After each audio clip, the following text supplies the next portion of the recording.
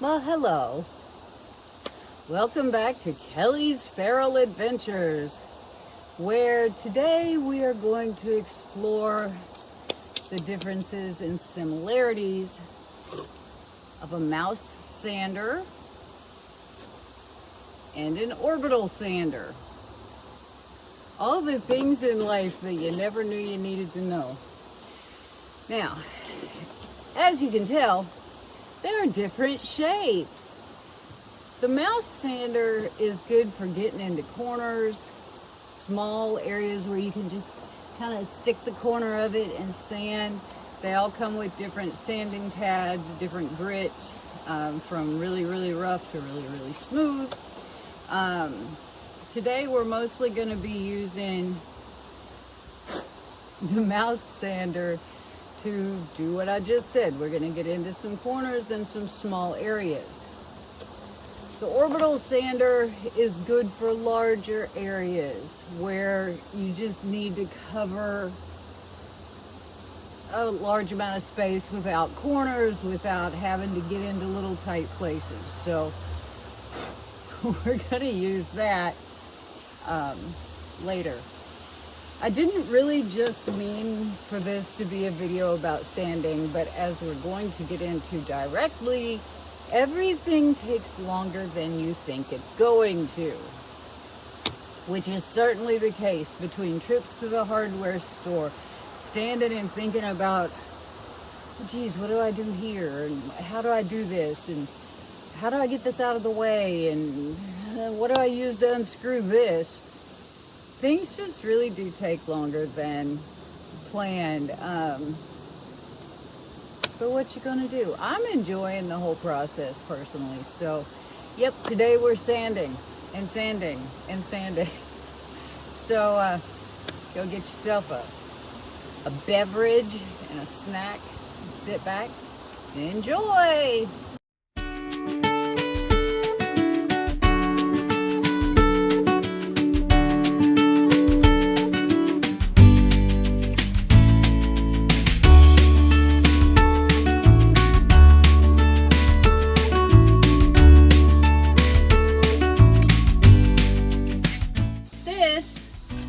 Is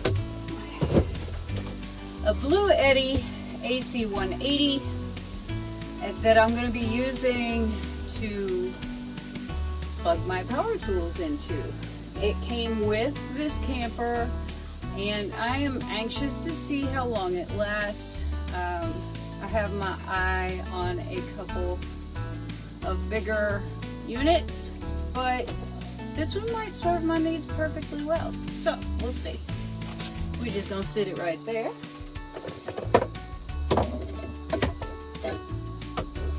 Plug this in to the AC and see how we go.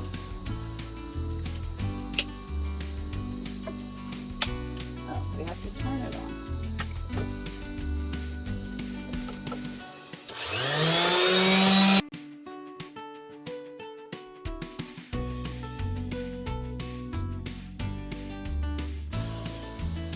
Okay, seems to have done pretty well. I'm just knocking crap off the top. It occurs to me that while I'm out here with the sander, I should probably just go ahead and sand these surfaces to get them less stickery.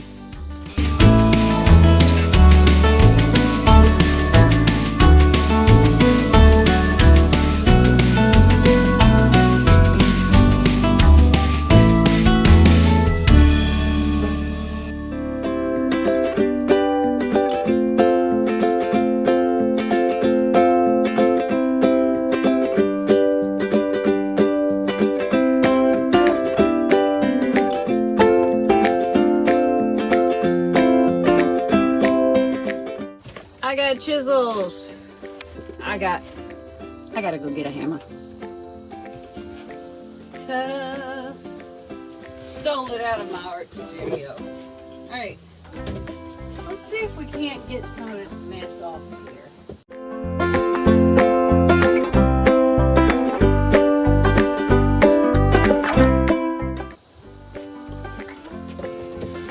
two people ask me now about gloves. I can't do it. It's some sensory thing. I cannot deal with work gloves. I can barely deal with gloves when I'm painting in my studio. Work gloves are all the way out.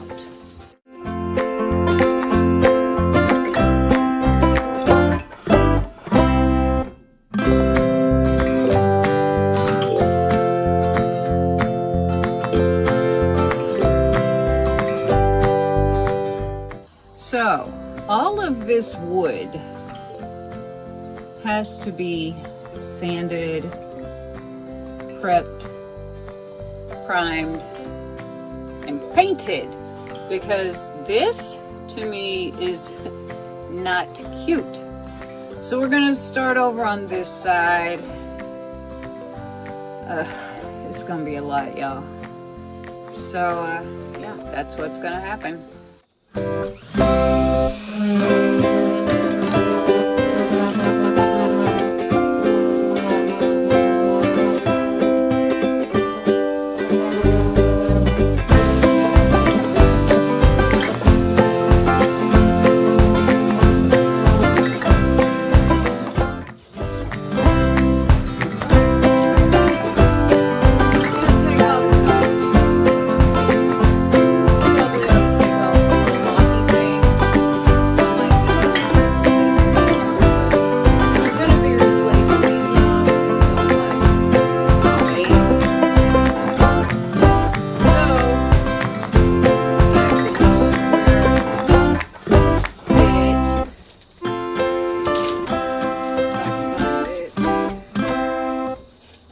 I can. It's right here. Lucky me. See if it fits. It does. These damn holy pants drive me nuts. They catch on everything. I exhaust myself. Ta-da! You know, it's kind of funny. I have never been a handy person. Nobody ever taught me to use tools. Nobody ever taught me how to screw in a screw or anything. Nothing. I mean, literally, if it's a handy thing, I mean, I can use a hammer, kind of. But as far as drill bits and sanders and brad nailers and things of that nature. Saws? Huh. I'm going to use one here in a little bit. This is actually in my countertop right here that I'm not ready to show you yet. So yeah, that's it. I never ever was taught to do anything. And so anytime there is a situation, I feel like this is true. Anytime there's a situation where you are creating something or building something or tearing something apart, everything takes longer than you think it will. Whether it's, oops, I forgot my hammer, or, oh crap, I've got to go to the hardware store, or, oh God, I have to measure this and, measure it 3 times and cut it once, but I'm scared, so I'm going to measure it a bunch more times and make sure, and then I'm going to ask Chris, and then she's going to look at it, and then it's this whole thing. And,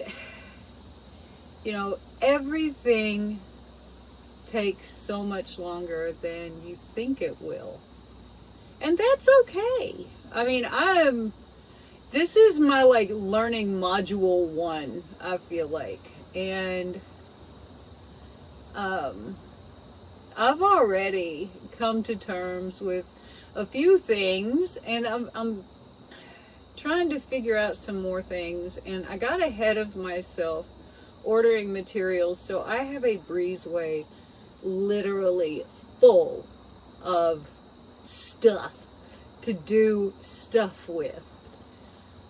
But I'm slowing down now to try to sort of kind of catch up with myself a little bit. I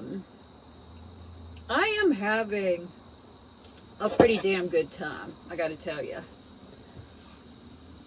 But it is nerve-wracking sometimes.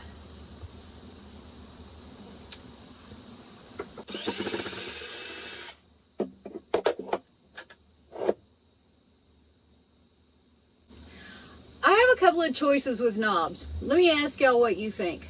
I can get glass knobs, which I always love glass knobs. I can get glass knobs in one color or a whole bunch of colors and just use different colors, which I kind of like the idea of. Or I found some other knobs that were pretty cute that are like flower shaped and kind of spiffy. So what do you guys think? You can think on it for a while because I want to get things painted and I want to get the countertop on before I completely decide.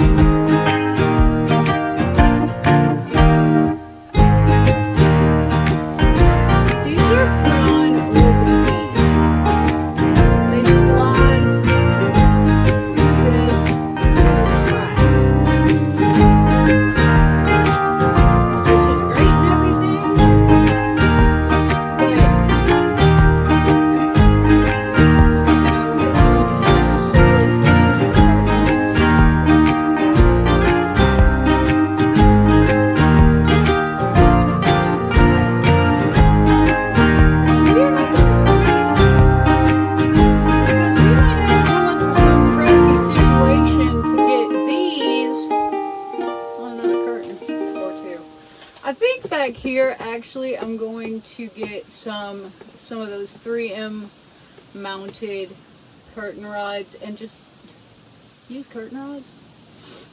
I think I have them on my wish list. I have a huge wish list, y'all. It's scary. Anyway, so we have one set down. Hallelujah. Let's take down the other set.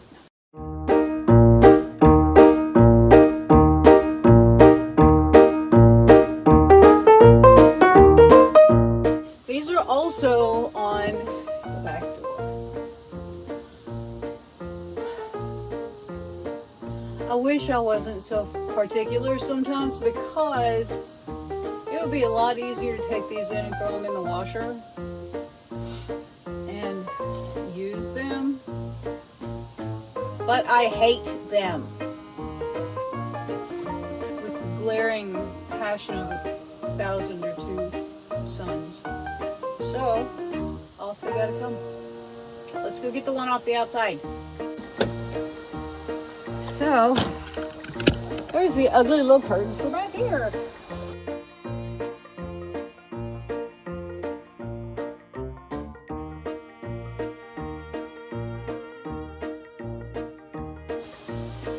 Yuck. Also, yuck.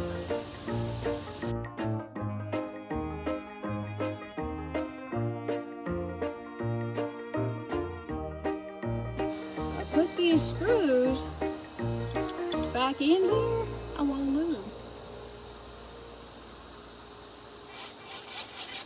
I may not be very handy and I may not be very smart, but I got common sense.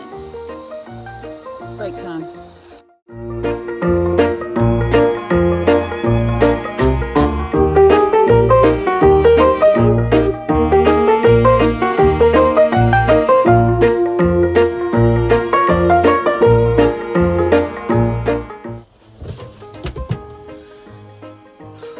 I reckon y'all have seen about enough sanding. The sad state of affairs is that you have to finish the sanding before you can start the painting. And before I can start the painting, I have to do the priming. So, sanding, priming, painting.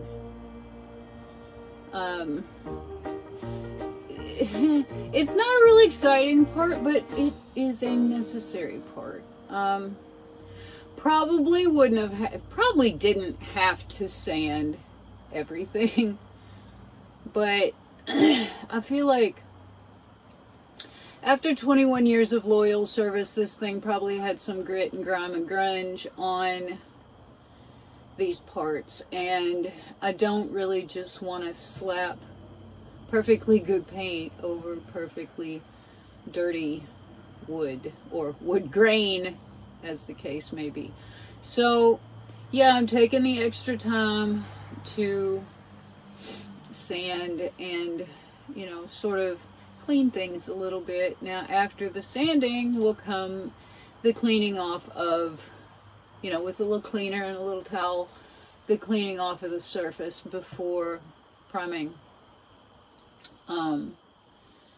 So yeah, tedium is sort of part of the thing, but the thing about this particular tedium is I'm kind of enjoying it. I'm doing this for myself, for me. This is a totally selfish, self-indulgent thing that I'm doing, and I am 100% here for it. You guys, as women, I'm gonna say as women because, you know, that's the parking spot I've been assigned to all my life. I never knew there was anything else besides man and woman until I was in my 50s, I guess. But as women, we are often assigned to role of caregiver, caretaker, meal maker, grocery buyer, diaper changer, whatever. You know what I'm talking about, those little boxes that they put us in. And very often what happens is we take care of everybody else, but we don't take care of ourselves at all.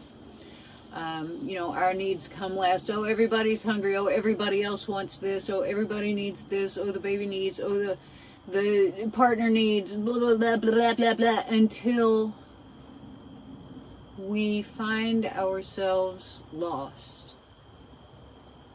And, you know, if you can find a way to regain yourself, even if it seems selfish, even if it seems greedy, whatever it seems, do it. Just do it. Just at whatever stage of your life you find yourself to be in. I am 61 years old, and it's not that I haven't ever been indulged. It's not that I haven't ever had what I wanted. It's just that I can pinpoint a time in my life where I really felt like myself. And going back and pinpointing that time, I see the things that I was doing that were different, that were so very far removed from other things that I've been doing. And I have found joy in everything I have ever attempted. Art, horses, theater, singing. I've found joy in my jobs.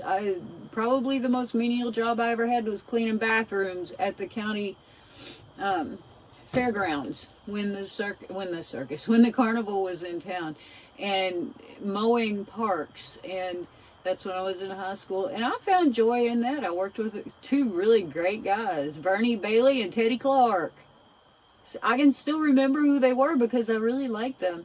I've worked at convenience stores. I've helped run a breeding horse facility. I have worked at a hospital. I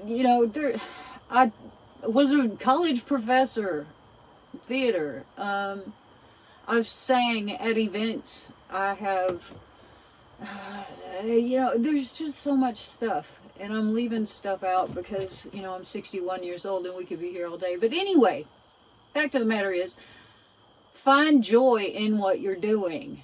And if you cannot find joy for yourself in what you're doing, carve out 15, 20 minutes a day, an hour, whatever you can, and find your own joy. Do the things that make you happy, that feed your spirit, that just really,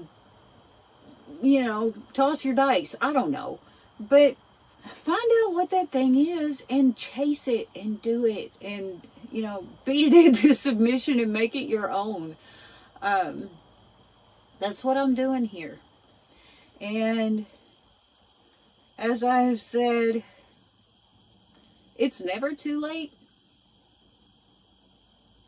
It's never too late. Every day you start again anyway, so you might as well start with something that makes you happy. Okay? So, yeah. Anyway, sorry this might have been sort of a dull video, but all necessary. And there's only so much stuff I can do, in a week. And if we're wanting me to get these cranked out every week, then we just have to deal with what I can do. Okay? So anyway, unless some time presents itself in the next day or so, this will be the video. And if time does present itself, then you'll get more. So anyway, peace out, you guys. This is my street. Isn't it pretty? This is behind us. I have a dog dragging me backwards. Yay. This is Sugar. She is a good girl. We just take it some time to collect ourselves. Shuggy. Say hi. Shug. Hey. Say hi. Sugar. Sit. Sit. Good girl. Say hi.